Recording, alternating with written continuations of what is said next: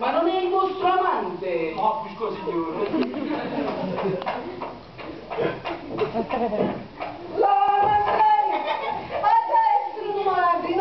Mi sono appazzicata la scusa. Io non ci so. La cascia me ne accende tanto, ma non mettevo che pianifera.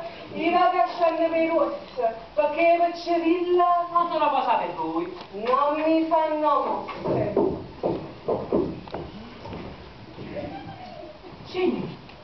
Signore, quello che avete fatto. E meno male che è andata bene. Ma perché? Poteva venirmi peggio! Ecco, non mi pare mai possibile che una donna seria come donna Annunziata si metteva a fare amore un pagliaccio. Ah no? No! Se non ti donna Annunziata sono tutta gente di galera. Ah, Io prima innamorato. Ma un cane che si appiccicava sempre. Ah! Ah! mamma mia! Mamma mia! E mo si stava girando un pelino piccino. Siamo a mia qui no, guardare, hai mosso.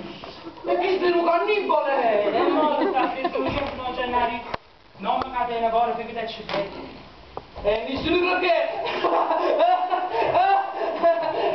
La pigliata un po' più misto, la pigliata. Donna Nunzia! Donna Nunzia!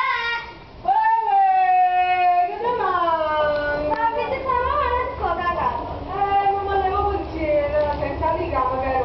Ma lasciate là con papà, ma scusate, vedete che... Perfetto, dammi. Dai. Sto. A me ne hai comprato niente. Che cosa? Mi sono ricordato che oggi era sabato.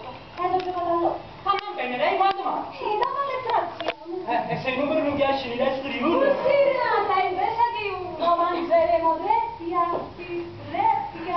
Ma voi vedete, queste sono cose pazze, Donna Nunzia, hai visto Don Gianmarino? Oh, vedi, tu. Ho avuto un'amica, ma pregatevo salutare. C'è trasuto. E chi le serve alla motoria? Chi le sarà? Non credo che stanno cazzate. Che staccio, dice che darci in tanti giorni. Come la regolate, chi la